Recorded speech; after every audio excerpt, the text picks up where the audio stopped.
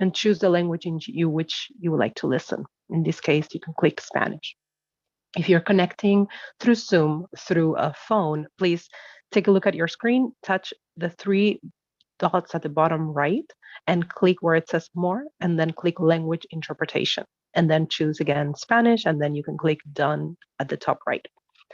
Now, I will say it in Spanish. Buenas tardes, me llamo Flavia, estoy aquí trabajando con mi colega Ernest y ofreceremos interpretación al español con Marv Language Services para garantizar que todas y todos tengamos acceso a la importante conversación de hoy, independientemente del idioma que hablemos. Entonces, para acceder a la interpretación al español, si se unen desde un ordenador en estos momentos, por favor hagan clic en el globo terráqueo que está ubicado abajo, que dice interpretación, en la parte inferior de su pantalla, y elija el idioma en el cual quiere participar y escuchar esta conversación.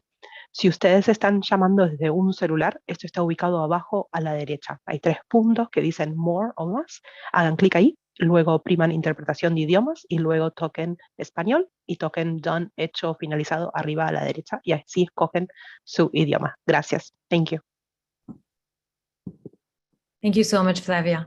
I believe we're ready to start, and it's my honor to introduce my colleague, the Miami Foundation's Managing Director of Collective Impact, Nikisha Williams. She will introduce the last of our 2022 Our Miami the People's Forum for District 10.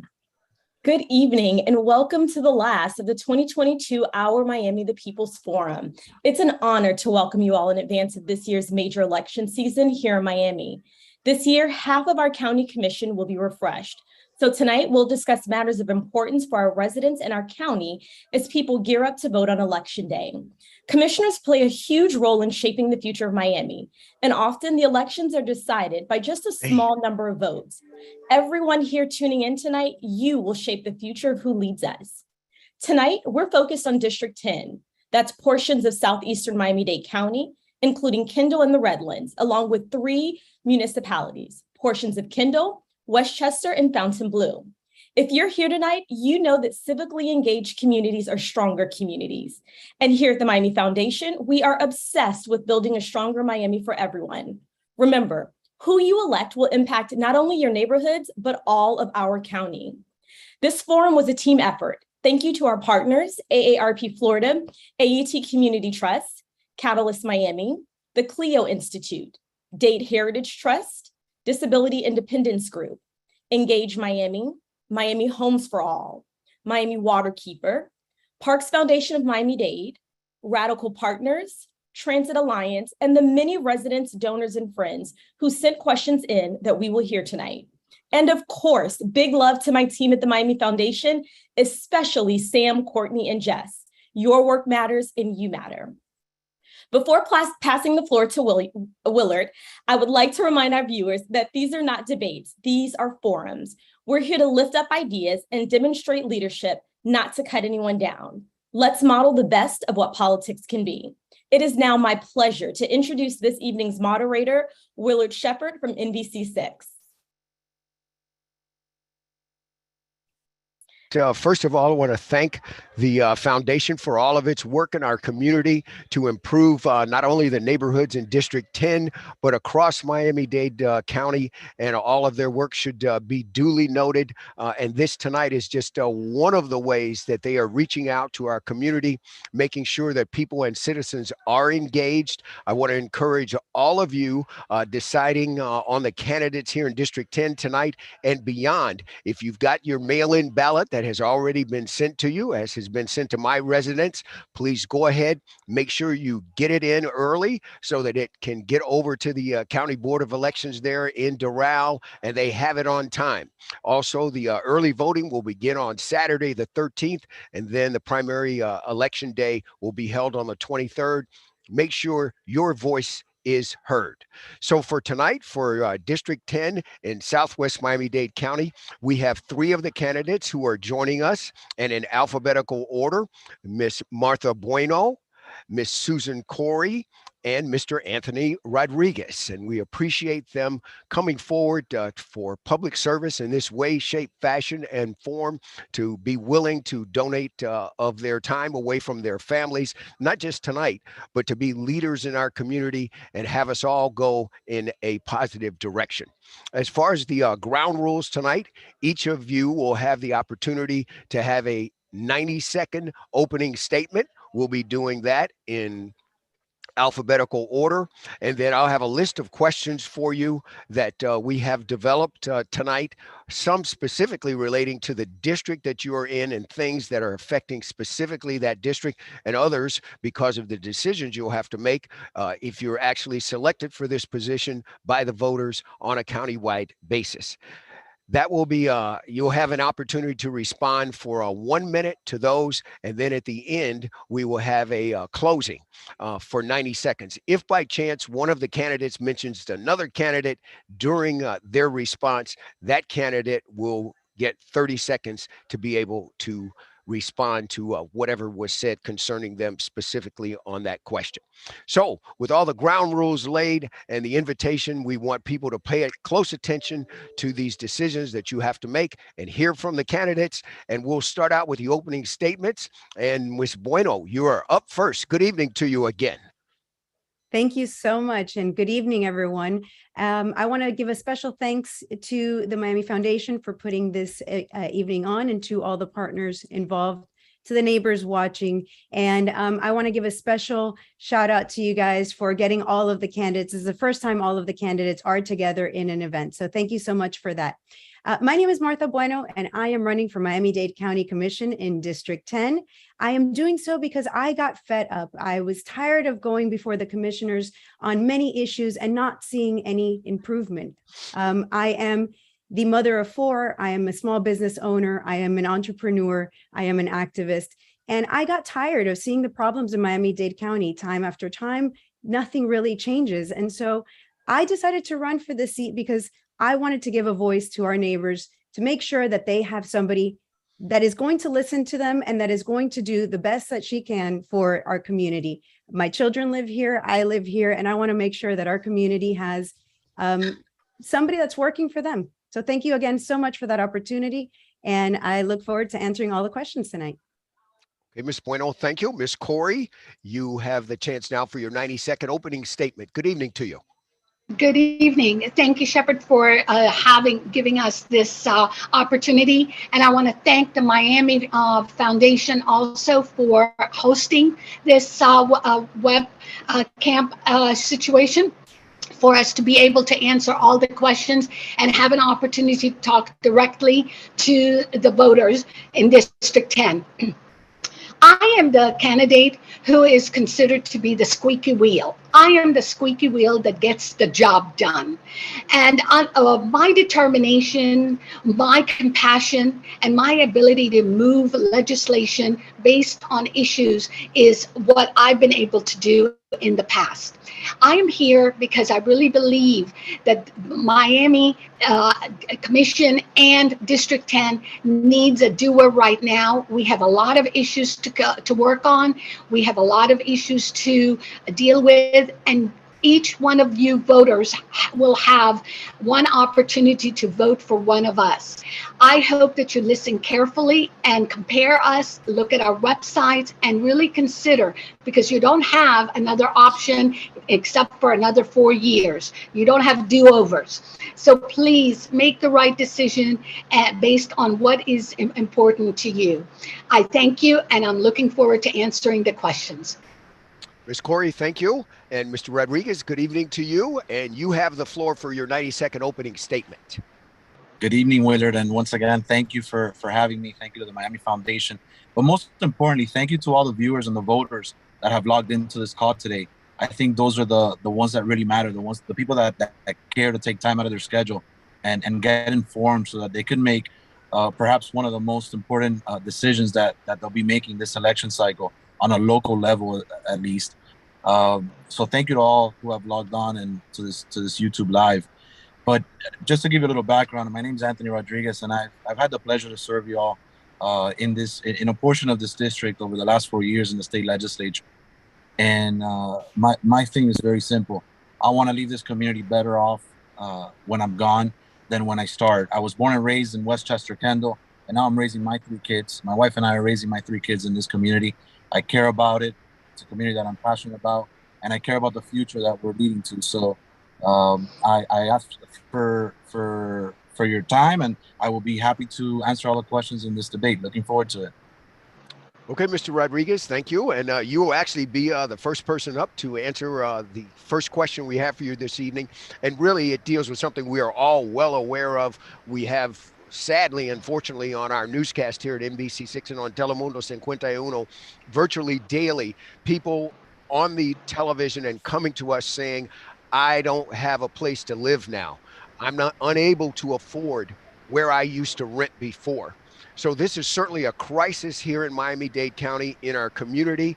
And Mr. Rodriguez, first of all, what would you do on an immediate basis to try to aid these residents of our community who basically are being priced out of the rental marketplace? Well, thank you for that question, Willard. But here's the thing, right? There's been a lot of focus over the last few years about the rental community and that rents are increasing and they're way too high. And that is entirely true. But one of the things that we need to focus on is competition. We need to shock the market. We need to make sure that there's competition, there's more affordable housing. One thing that there's programs for, but it's oftenly missed, is workforce housing. Workforce housing is something that a lot more people fall into that category. You know, your everyday teachers, your everyday nurses that simply cannot afford today's rents here in Miami-Dade County.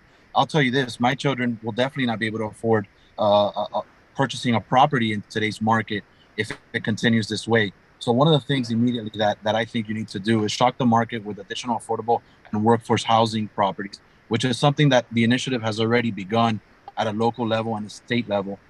And we have funded. This is one of the first years in the legislature that we have been able to maintain the Sadowski Fund intact, and therefore will appropriate funds to affordable and workforce housing. So that's a great start. And then on the housing prices itself, not just on the rental market, I think we've been talking a lot about rental caps. We've been talking a lot about capping owners from what they can do with their properties. But I think we need to focus a little bit more on our millage rate, on our property taxes, and our property insurance. That's one of the main things that we've been attacking, and we need to continue to work on those. All right, Mr. Rodriguez, thank you very much. Ms. Corey. Yes, sir. Now,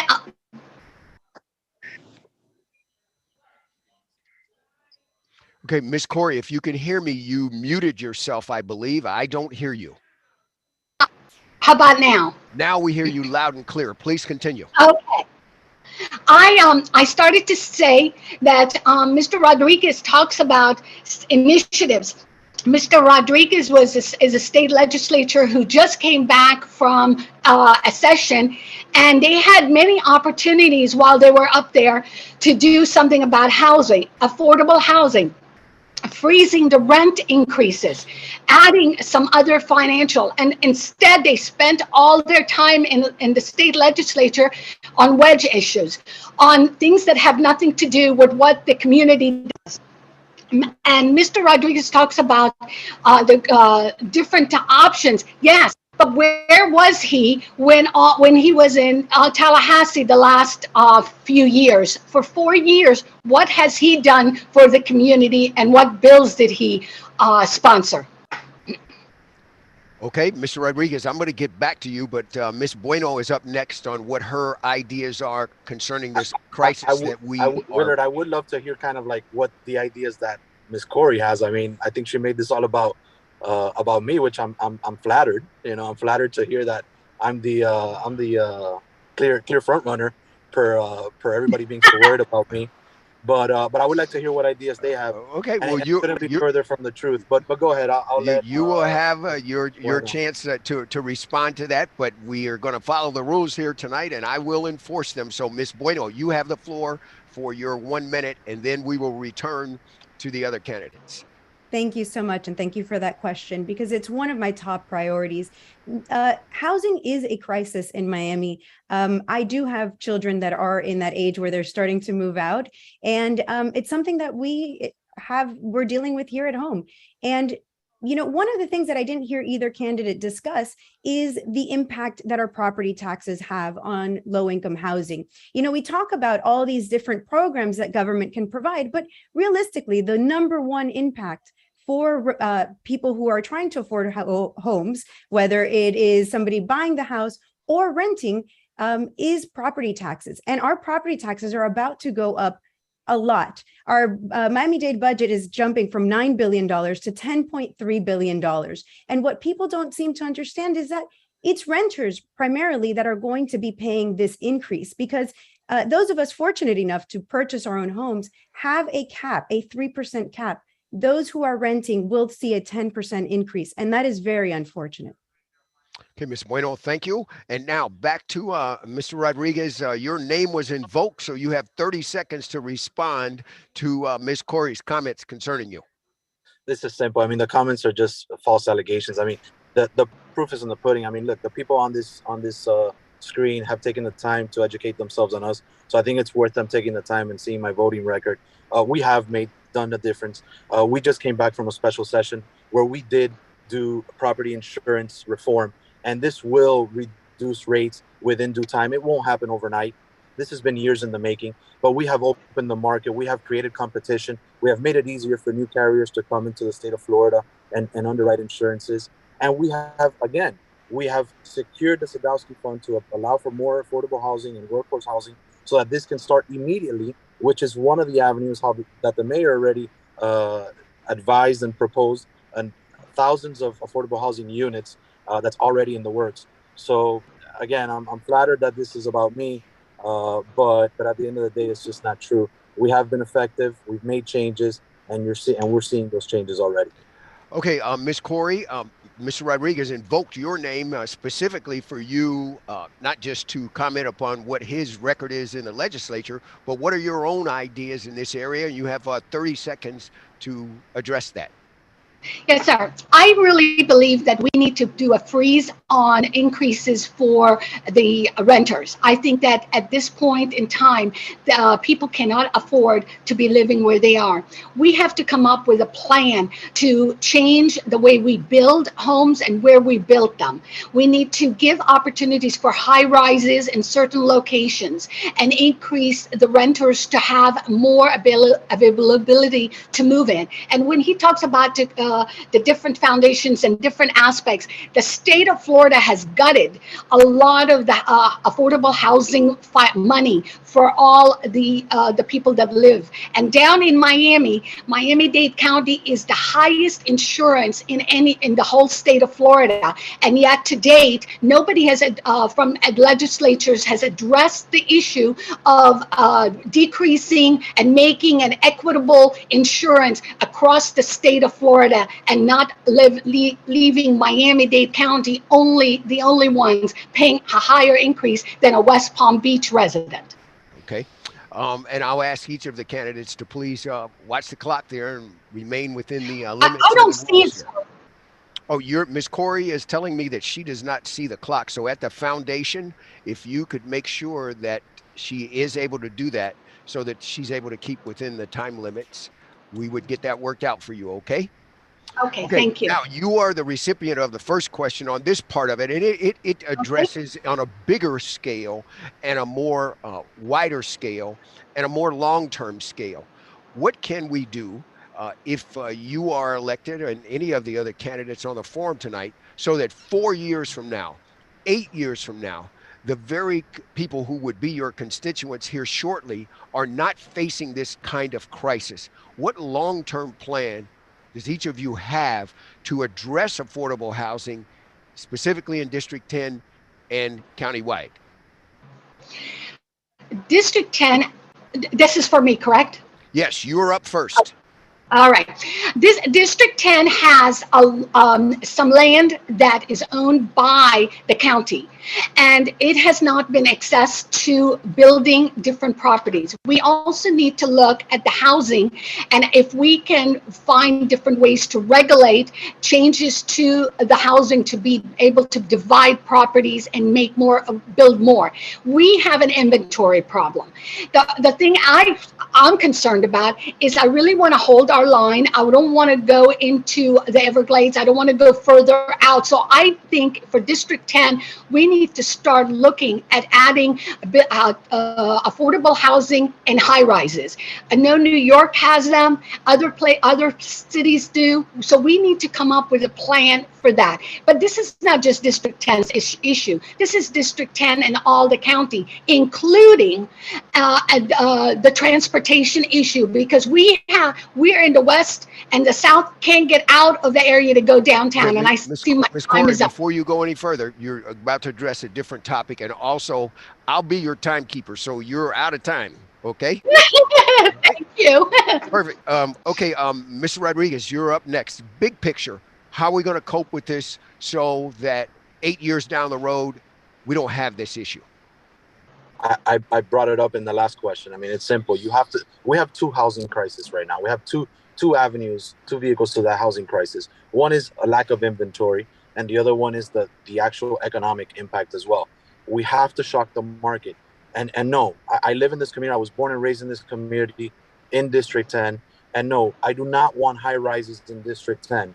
I do not want to build more and more and more in District 10. We don't need more of that. And I cannot get behind rent control. That is just something that I cannot get behind. I am a homeowner, as a property owner. The market will establish that itself. Us as government do not establish that. However, our role as government is to incentivize additional affordable housing properties. It does not need to be in District 10 for it to alleviate District 10 long term. It needs to be in the county, in Miami-Dade County, and then the market will auto-correct itself. On the other side, on the homeownership side, we need to address our property insurance, which we did in the legislature this year, and we need to address the property taxes. We need to roll back the millage rate. There's a small proposal right now from the mayor's office to roll that back, and what that number is debatable, and we need to get the data to know what that number is. But there is no doubt that we must roll back that millage rate in order to reduce property taxes for all homeowners across District 10 and the entire county. Okay. And Mr. Rodriguez, question for you. Can you see the clock so that you know when your time is up? You can't either. Oh, okay. All right. I'll be the timekeeper. Ms. Bueno, can you see the clock or not? Yes, I definitely can. Yes, you can. Okay. Well, Yes, you I can can. police yourself, and I will Yes, sir. keep an eye on the time on your two opponents here. Okay. Big Thank you. I picture, appreciate that. long term, what would you do to try to resolve this? Absolutely. So, I really love economics, and there's a simple concept of supply and demand. What we're seeing right now is a lot of demand and not enough supply. I know Mr. Rodriguez just touched on that. However, he also said that he didn't want to see any more construction. And I don't know how one solves a problem of supply and demand if we do not add to supply. So the first issue here, as I said, is property taxes. But also there's a lot of red tape. I've been talking to a lot of property owners, people who want to be property owners and the such. And it's really difficult to get permits currently in Miami-Dade County in order to have your property work and be as efficiently as possible. So red tape is definitely a concern for me. It's a concern for the citizens. And I think that's something that we should work on. But again, I think the answer is pretty simple in theory. Of course, getting it done is a whole other issue. So it would be twofold. Again, reduction of property taxes and making sure that red tape and regulations are easily passed so that we can create more construction and more projects. Okay. Mr. Rodriguez, Ms. Bueno mentioned your name, and in essence that inferred that you didn't want more construction and building and those types of things. So you have 30 seconds to respond. Simple. I won't take up the 30 seconds. I do not want additional construction in District 10. We are an established community. We are a old community. There is no more land in District 10. There might be a little bit here, a little bit there, little pockets, but we don't have land, and we don't want high rises here in District 10. So yes, I am in favor of building, as I just spoke earlier, but not in District 10. There's other areas in the county. There's east and west where we can provide additional residential properties, but not in District 10. We just don't have the land. We have ran out of land in District 10. Okay. Thank you, sir. We'll move on now to our next topic this evening, and it is always at the forefront of anybody that lives in Miami-Dade County, and that is our transit and our transportation and commuting. And Ms. Bueno, you are up first. I'll have two questions in this area, but first of all, from a global perspective, big picture perspective, what would you do to make it, on a bottom line, easier for people to commute from District 10 and up the corridor to get to the places they needed to go and get home so they can see their families at a reasonable hour? Great. I think this is a fantastic question. It's something that I am definitely running on. There's almost two issues here, right? There's one of traffic and then there's one of transportation. So these two are very big issues, and I'd like to take them separately. On the issue of being able to use public transit, as many residents are well aware, we've had a half a penny sales tax in Miami-Dade County for well over 20 years. That has collected over $4 billion, and it has unfortunately not gone to the issue. Our commissioners over the last 20 years have been promising us 89 miles of rail with those funds, and they've delivered 4. And that is a huge issue. We also need to look at the busing system. Currently, I know that we do have logistics studies. However, those logistics studies haven't been implemented into the bus route. As an entrepreneur, as somebody who had to manage logistics in a warehouse, logistics in other areas, I can tell you that those logistics studies are very important, because there are things that we can do quite easily and effectively to make changes to our busing system, and then again apply the funds as needed to be able to solve the problem and create additional ways of transportation. And my time is up. Okay, thank you. Ms. Corey. I look at it in its 3 different aspects: immediate, in near future, and then the future. We have been promised rail now since I got my driver's license. Unfortunately, that's not going to be the immediate future. The immediate future for transportation, we need to start looking at different types of traffic systems. In other words, for the buses, for the traffic lights to be flowing. The north has lights where they allowed to go on the highways, and it doesn't get congested, so you're not sitting in a parking lot. I think we need to look at all the different aspects that are further north and use them down here. The future is rail. I lived in Washington, D.C. area. I can't imagine having to get on the metro to go down, not to go on the metro to go downtown for a concert or any type of thing. You're depriving individuals that live south of Dadeland, for say, to get to downtown in any shape, way, or form for jobs or anything like that. Okay, I know my time is up. Yes, ma'am. Mr. Rodriguez, your message to the voters in District 10 about getting to where they need to go and doing it efficiently. Thank you, Willard. And once again, thanks for this great question that affects us all every day. This is simple. You got to understand the community. You got to know what the people need, and they need immediate relief. There's one thing and one thing only that will give people immediate release tomorrow if we do this. And that is, it's a shovel-ready project, and it's called the Parkway Extension. If you push the Parkway Extension and it's shovel ready, it's not funded by taxpayers, it's solely on the tolls collected of the users, and you push that, it'll alleviate all that traffic to all the residents of Westchester and East Kendall, all the way out west, and it will alleviate them. We don't have a high density community in Westchester. It is single family homes for the most part. They are not people that are going to switch overnight from getting in their vehicles every single day to getting on public transportation. It's just not going to happen overnight. It is going to take years and years and years for that education and that transition to occur, if ever, in the Westchester area. Immediately, not taxpayer funded and shovel ready is the Parkway Extension. That is what will bring immediate relief to residents in Westchester and Kendall right away. Hey, Mr. Rodriguez, thank you. Ms. Corey, you will be up first on my next question here for you. In terms of internally with the county government, would you be in favor of making the transportation and everything under that umbrella an independent authority and not specifically a county appointed position? Do you think that that can make a difference in these decisions that need to be made down the road to improve our transit system? I do not believe that. I think that you can move it out to a certain point, but there has to be, if you're going to use government funds, you have to have a government link to it. You cannot give funds in that shape, way, or form, and in that much to be run by private sectors of any sort. But I do agree that there should be some elimination of the red tape. And I agree that the government is running extremely slowly in everything. And Ms. Bueno made a good comment about permits. Yes, everything is, the permits have been like 2 years down the line and everything. So I think that has been a major issue. But Mr. Rodriguez's comments about getting all of that, that's great. You can do that. If the private sector wants to invest in Miami, please feel free. We welcome it, but not to spend the money of any type of government avenue.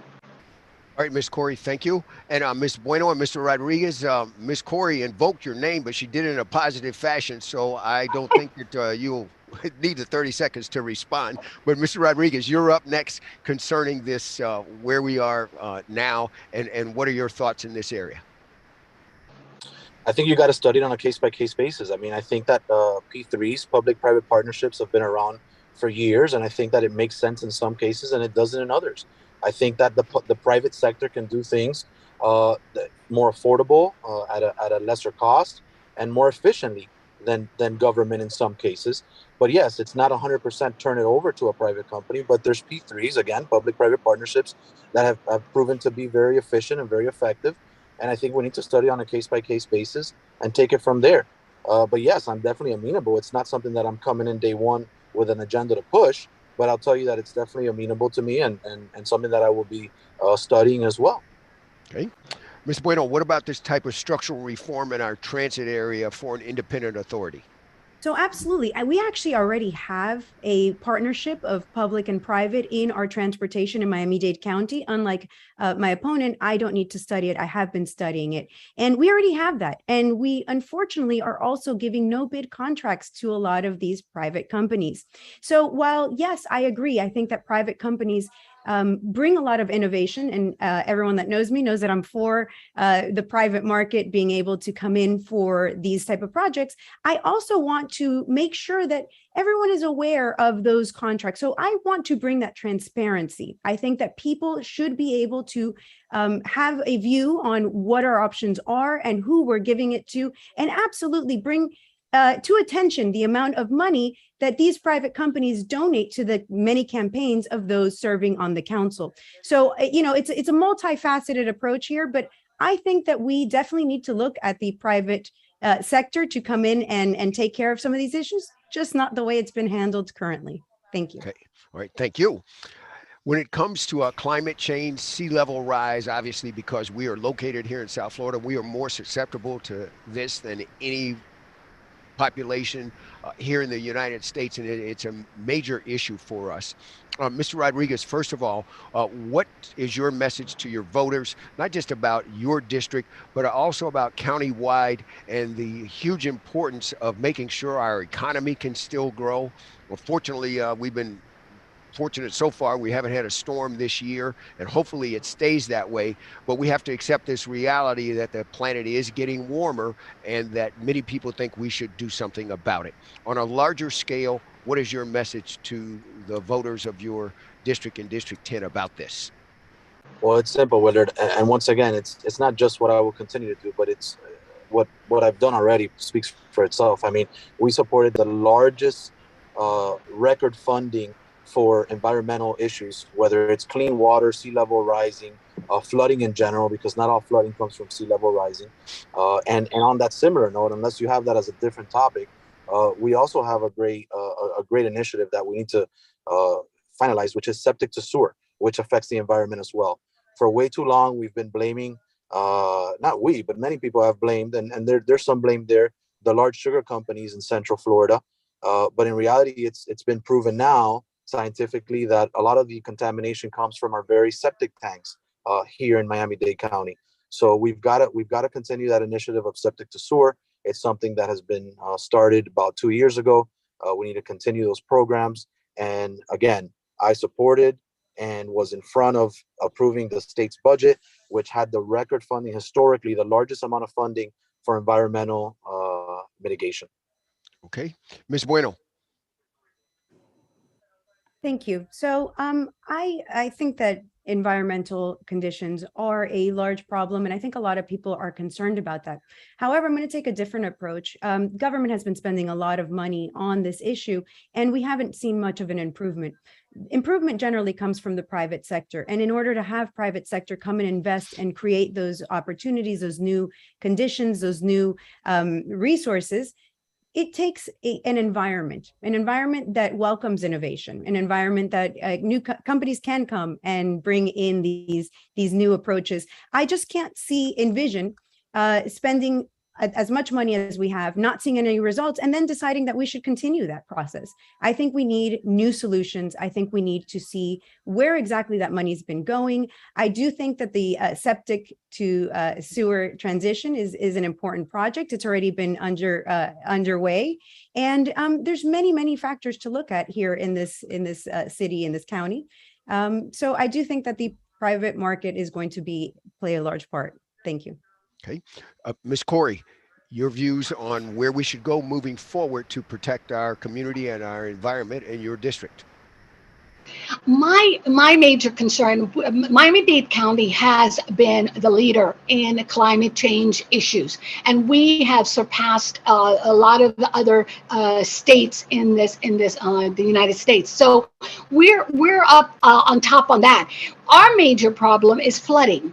We flood no matter what, and I think we have to get creative. We have to use our university and research labs. We need to invest in some new ideas, because Miami eventually is going to be a flooded area. We need to start working on coming up with solutions to that, and that is one of the major concerns.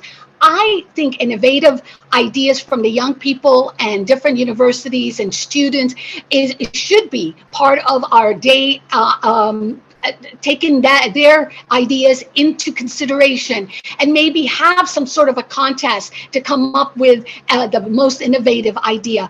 I'm not welcoming too many outsiders at this point. I would like to have our opportunities to invest in our own area from the students that are in the universities in Florida. Okay, thank you.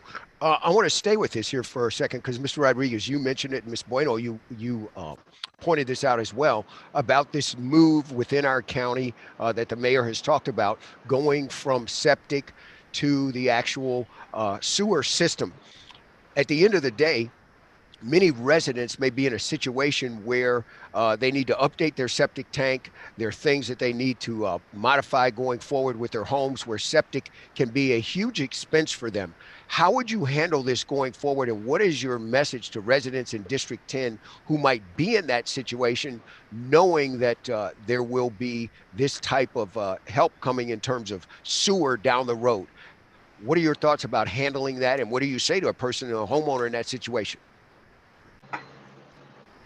Me first, or? Yes, Mr. Rodriguez, you're up first. So listen, that's been the biggest debate, and I've been discussing this topic with the mayor, with Mayor Cava, for over the last 2 years when she comes up to the legislature and advocates for this project, and that is the number one topic that I always touch. And here's the way to do it. I mean, you can't force people to do this. You can't put that burden on homeowners overnight.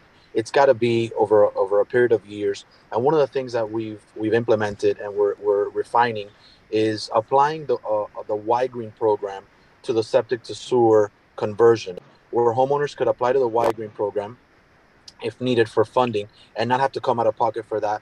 The other way is new properties, when they're being built, developers, that they get incentivized not to use a septic tank and connect to our sewer system. So, there's ways to do it. It's not going to be something that gets done overnight, but it's got to begin, and it has begun. This is a multi-billion-dollar project on behalf of the county, and we're trying to get matching funds from state and federal government as well. And I think that that's one of the things that I bring to the table. I can bridge that gap, having the relationships at the state level to be able to fund that and help the residents so that they don't have to come out of pocket, because that's just not acceptable. Hey, thank you. Ms. Bueno. Thank you. Yes, this is a infrastructure issue. And, I'm sure a lot of people are aware, Mr. Rodriguez and I are neighbors, and we both live in an area where we have septic tanks. We are that person that he is describing that needs help to move from septic to sewer, if at all.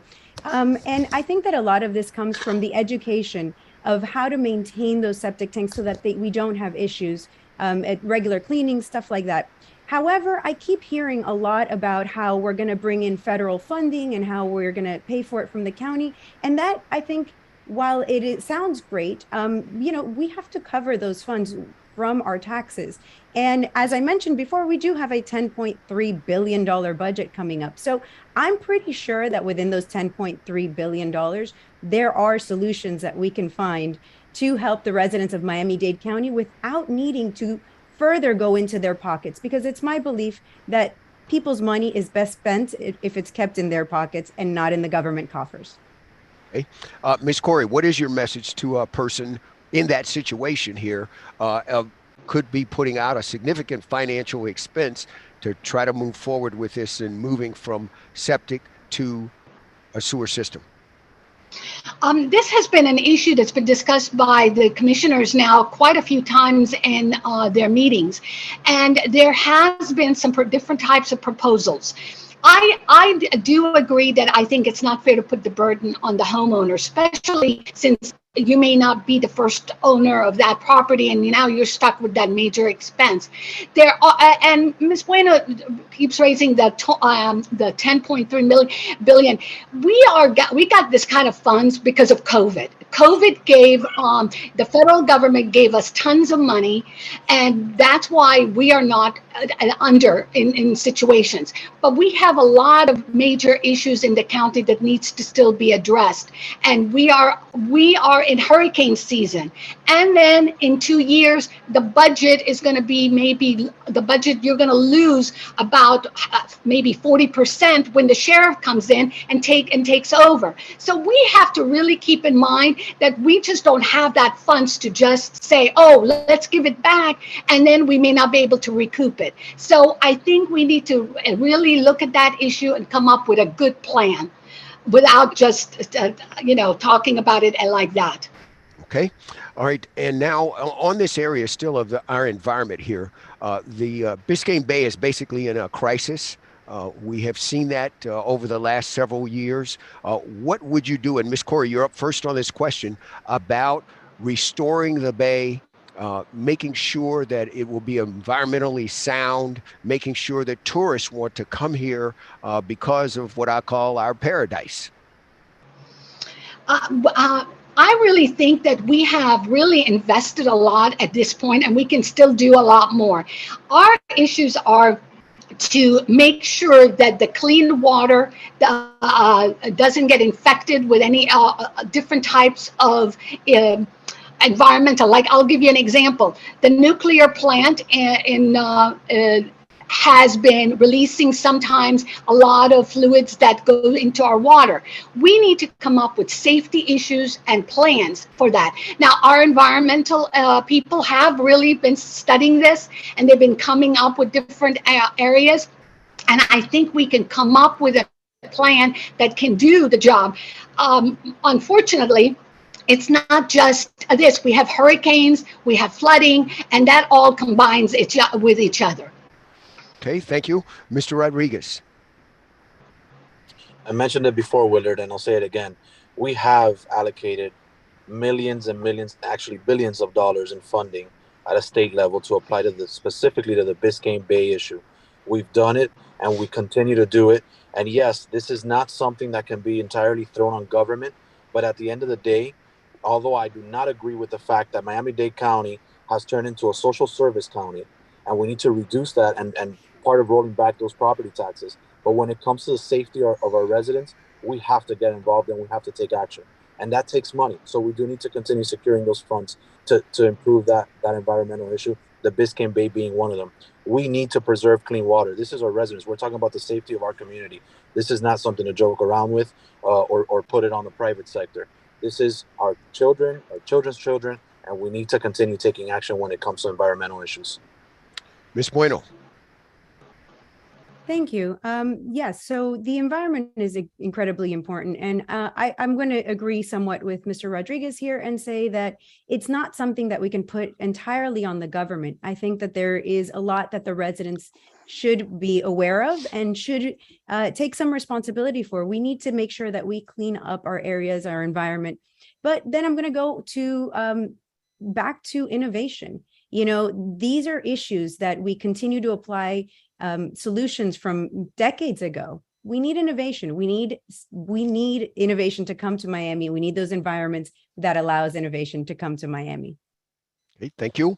When it comes to countywide development and the urban development boundary, developers on one side, environmentalists on the other, and Mr. Rodriguez, you're first. What are your thoughts about where it currently is? And if you are elected to this position and the current commission has twice delayed the votes on this, what would you do? What are your thoughts about where it is today and what needs to be done, if you think anything, in the future about it? I'm sorry, Willard, the first question I missed, you could just... Oh, I was asking you about the urban development boundary and where you think it stands now. Is that appropriate or should it be changed? Look, I think it's appropriate today where it's at. Here's the thing, that people talk about the UDB line and they talk about moving it or not. And it's not one line fits all. It's not, when you move the UDB line, you don't move it across county. It's per application basis. You've got to study each application. As of today, I'm fine where the UDB line is today, but you've got to study each application on an application on a one-to-one basis, and you got to check all the boxes. If that UDB line will ultimately be moved, you've got to check all the boxes. What are some of those boxes to check off? What are some of those check marks? Is environmental issues, transportation. If you're going to continue building west, how are you going to commute all these people? So these are boxes that must be checked off if you're going to continue building and moving that UDB line. And again, I think that every UDB line application needs to be studied individually of each other, independently of each other, and then make a decision on that. As for the ones that have come before the commission now, I think that might be a question for the current county commissioners, not for candidates on this panel. Okay, we'll take that under advisement. Thank you. Okay, Ms. Bueno. You know, this is something that I'm very familiar with. Many people don't know that I serve on the Community Council for Area 11, which I'm currently the chair. And this is what we do. We see these applications and we make these determinations. I have held fast that the UDB should not be moved because we have plenty of places within the county as it stands to be able to fill the needs of the county as it is currently. But on a point that Mr. Rodriguez just said, he said that he'd want to take these issues one by one. However, there's this concept that we talk about on the council, which is the slippery slope. Once you move the UDB once, that's it. There's precedent, and it will continue to be moved and used in a way to then add all of that new development where we don't have the infrastructure, where it will hurt the environment, and where we don't have the transportation to serve all of those people that are going to be moving out there. So while it sounds great, you know, I've been serving this community now as the chair of this council, and I can tell you that it's not what our residents want. It's they certainly come to our meetings to let us know that, and I can't imagine that slippery slope scenario now being pressed upon all of us. It's just not going to work. Ms. Corey. I agree totally with Ms. Bueno. I think that we really need to be very careful. Miami has grown without any type of plan. We have never planned it. We, as Mr. Rodriguez said, one by one. Well, unfortunately, here we are. So I think we need to have a plan. And when you plan for transportation. You plan for ways to get in and out. You plan for rail. Unfortunately, I feel our politicians have let us down.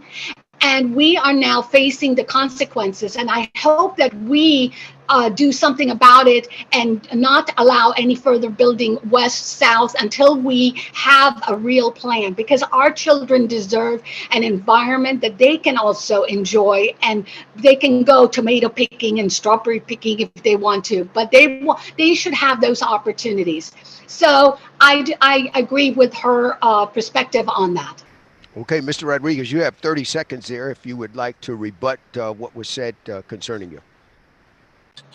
Not really. I think it's just not true. I mean, first of all, I understand that some claim to have experience in this, but for the slippery slope comment, I mean, just for everybody's information, the UDB line has been moved in the past. It was last moved in 2013. It's been all these years and hasn't been moved again. And I just want to make something very clear. I am not for moving the UDB line, but you've got to study every application on its own merit. We cannot predict what the future brings. We can plan for it, we can adjust for it, but we have to review every application on a case-by-case basis. So precedent has already happened. This is not the first time that an application is presented. In fact, applications in the past have been approved. 2013 is the last time that the UDB line was moved. So again, the precedent is already there. That's just not true. And again, I just want to make clear, I am not saying that I'm in favor of moving it or not in favor. You've got to study the issue further on a case-by-case basis. Okay, thank you, sir. Now, next, there are thousands of small businesses in this district here that has so many residents to it. What would you say to a small business owner tonight who's struggling, coming out of the pandemic, searching to try to find workers, can't find enough workers? What can the county government do, and specifically the commission and you on the commission, do to be able to aid a small business person? And Ms. Bueno, you're up first. I'm glad to take this question first as the serial entrepreneur on this panel. So the first thing I absolutely want to make clear to all entrepreneurs listening tonight is I'm going to make sure government gets out of your way. If we recall, during COVID times, Miami-Dade County closed down small businesses while letting large businesses stay open. And that was a huge mistake. These businesses that have been here for years have had to close their doors because of the decisions that some people on the council made. And, it's so much easier to keep your business afloat when they don't hurt you first, and then try and offer new businesses coming into the area tax advantages that we haven't offered the people who have built this community for the past 30, 40 years. It's just insane to think that we should be making these decisions and hurting small businesses. Small businesses are the backbone not only of America, but of Miami-Dade County. And again, as a small business owner myself, I feel that I am the best person in this position to be able to speak to small businesses and make sure that their issues are heard. Mr. Rodriguez. Listen, we cannot suffocate small business owners. I'm a small business owner myself. My wife and I have owned a small business for almost 15 years. And we cannot continue suffocating small business owners and over-regulating them. We've got to regulate less, let them thrive. But what I'll tell business owners today, and they're going through a lot of different crises, not just on the economic side, but on the staff shortage, which is a national pandemic that we're having of its own, aside from COVID, is the staff shortage. But what I'll tell today, what exists today, and one of the things I would fight to allocate additional funding for, because there is pockets of money for this, is we have a mom and pop grant today that they can apply for. And whether whether it's $5,000, $10,000 that they get, they can immediately apply that to a new staffer, a new employee. And we just need to stop doing government overreach over and over. We have stopped it at the legislature level. I have pioneered, and I have been the member who has filed legislation to help small business owners, and I will continue to do that if elected to the county commission. Ms. Corey. What I haven't heard is what are they going to do right now? I really believe that we need to start looking at why these employees are not going back.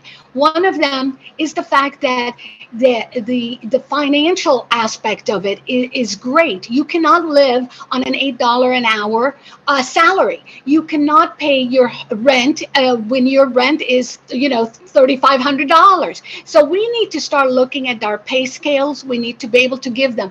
I also think one of the biggest, and I think COVID has really brought this out, is health. Health health insurance, a lot of companies do not offer health insurance if you work under a certain amount of hours. One of my proposals, and I'm hoping that this can be true, is that maybe a small business can opt into the Miami-Dade County's health insurance benefits and allow their employees to buy into that, so that this way at least they can get coverage, which then may help them hire more people. So there are different avenues. I just think that we need to look at different types of things that can help a small business. A small business assistance is also is a good way to do that. But there's plenty of different areas that I think we need to start looking at and have to help now. Okay. All right, this will be my last question for you this evening, and I'm close on the time here, but it's a very important matter for our community, and that's community policing and outreach to communities. And the Miami-Dade Police Department is doing all that it can and done an excellent job outreaching to communities to try to build relationships in communities to make them safer and better. And Ms. Corey, you're up first. What are your thoughts about this type of outreach? What would you like to see our police department and our community leaders do in terms of working together? And what are your ideas to make that happen? Well, thank you for the question. I just had a meeting today with some of the people in Miami-Dade County. And one of those meetings, I really think that we need to have officers that are more the neighborhood resources. They need to be out more often and more with the communities. They need to come out and meet with them, talk with them. Also, one of the biggest problems that I address with them today is that they have a lot of turnover as far as they put someone in neighborhood resources, and then within 6 months, they move to another area. Once your neighbors know who they are, they're gone, and now you got to start a new relationship. The relationships between law enforcement and the residents is really important. One of the things that we can also do is use our community leaders. We have lots of leaders out there that can come out and meet with law enforcement, have meetings, join in together. I think is the most important part. We also need to address accountability for law enforcement, and that is extremely important because the communities deserve to have, if something is wrong, they need to know that the officer is being held accountable. Mr. Corey, thank you. Mr. Rodriguez. Guys, we need to protect those that protect us every single day. We need to apply additional resources to our law enforcement division. And I'll just say this, and I'll give my time up. I mean, I'm the only candidate that has been endorsed by the police organizations. I'm the only candidate. And there's a reason for that. It's because I've always supported law enforcement. I've always advocated for them. I've always protected them. I've never been on the side of defunding the police. That is outrageous. To even say those words of defunding the police is just mind-blowing to me. And there is a reason that the police department, which the police organizations take very serious, and they have decided by unanimous vote to support me as the candidate that they're supporting in District 10's race. So I again, you have to, I salute them and I thank them for their support. And that should speak volumes in itself. Ms. Bueno. Thank you so much. Yes, Mr. Rodriguez, it does speak volumes. It speaks volumes that they didn't interview Ms. Corey or myself for that position. It also speaks volume your very interesting donation record, which I won't get into, but yes, it absolutely speaks tons of volume. On the side of, I am also not in favor of defunding the police. Our police are extremely important. However, I do think that accountability is a strong point that Ms. Corey brought up. Our residents need to be able to have accountability for the officers. But at the same time, I want to just make it clear that I care about police officers so much that I want to give them less work. There's no reason for police officers to need to be stopping people for routine traffic stops, things that can be a ticket in the mail, for example, because our traffic stops are very dangerous, unfortunately, for a lot of officers. So I think that there are many issues that can be addressed here. And I think that both candidates said some important points.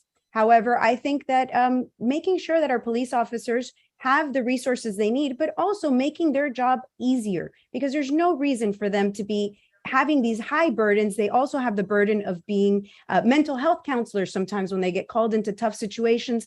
There are so many issues that put our brave men and women in dangerous situations that should not be that way. Thanks again.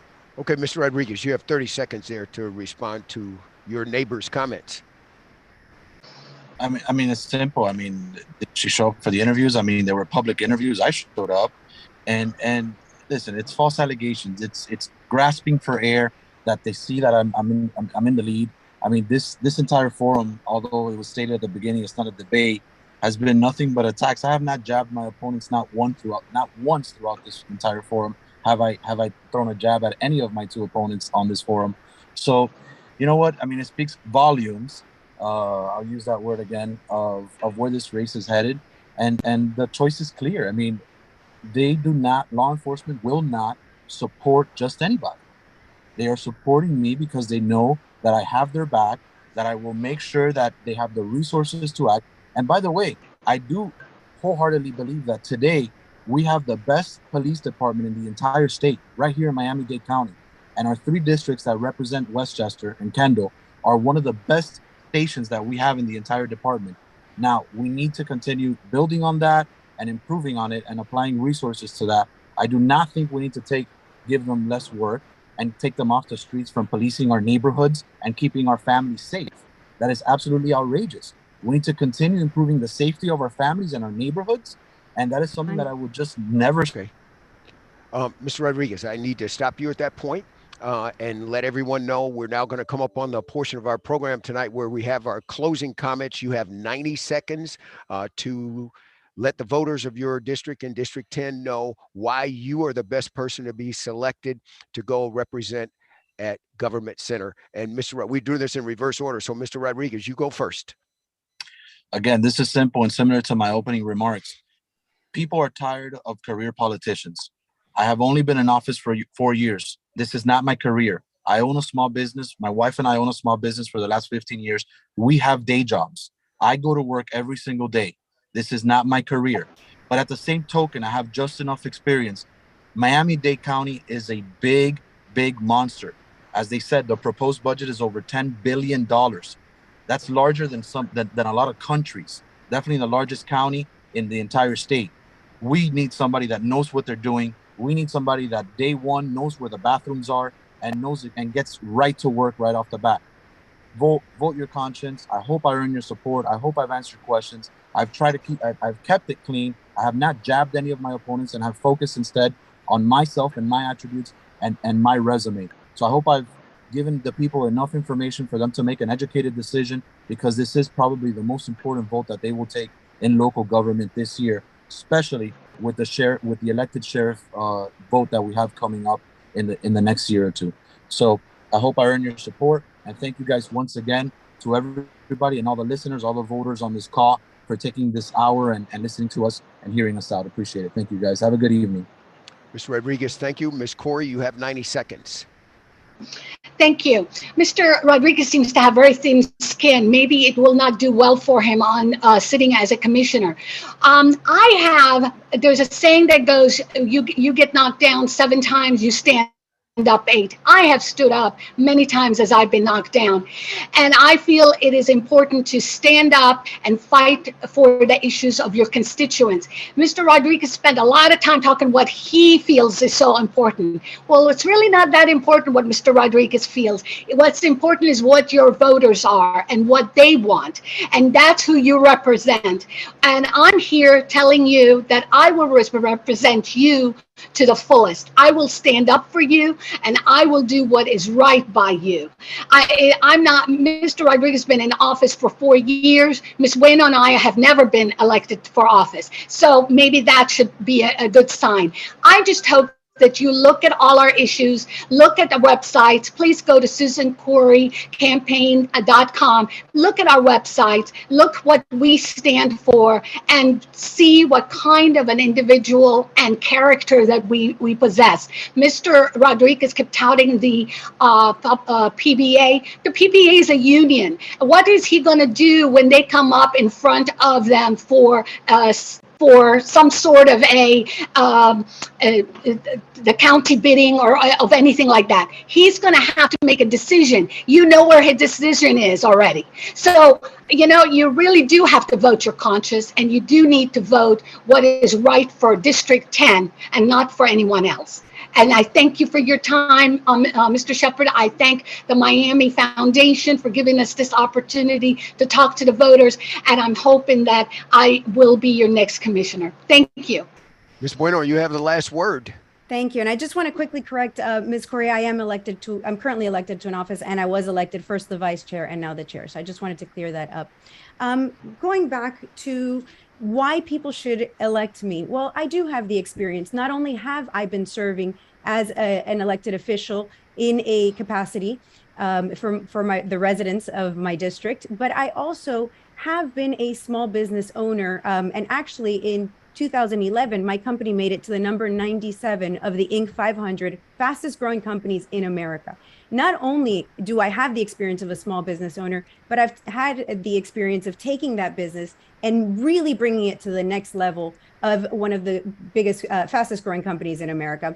But beyond that, as many of you know, I have been to the commission meeting. So Mr. Rodriguez mentioned that he knew where the bathrooms are. Sir, I assure you, nobody knows where those are better than I do, because I'm actually there with the residents. Recently, we were there with the residents of Westchester, going against the forced incorporation of that area, against the wishes of the residents that did not want it. I have done the work as a private person. I have been effective. And beyond that, you know, Mr. Rodriguez also mentioned that he had the experience because he had been able to bring these bills. Well, Mr. Rodriguez put forth a steel bill, which would have made prices for construction in Miami-Dade County skyrocket. So I think that, you know, it's a really important position. People really need to vote for the best candidate for the position. And I humbly ask that they elect me, because I will represent their interests as somebody who already has done the work and will continue to do the work. And I want to again thank you all for this opportunity to speak before the residents. Thank you to the Miami Foundation. Thank you, Mr. Shepherd, for moderating this. It has been great. And thank you to the other candidates for being here and for taking the time. I sincerely appreciate it. And the neighbors and the residents as well. Okay. Yes, it's all about the voters and the residents of District 10 tonight. And again, the Miami Foundation doing a great job in our community across the board. I always say, you know, we live in paradise and we live in the greatest place on earth, and we always need to try to make it better. So whatever your passion may be, make sure that you volunteer in your community, make sure you take an interest in your community, and make sure you take an interest in educating yourself to elect the people that you think are best to lead us as we move forward. If you have your mail-in ballot, go ahead and get it out and make sure that it gets over to the supervisor of elections.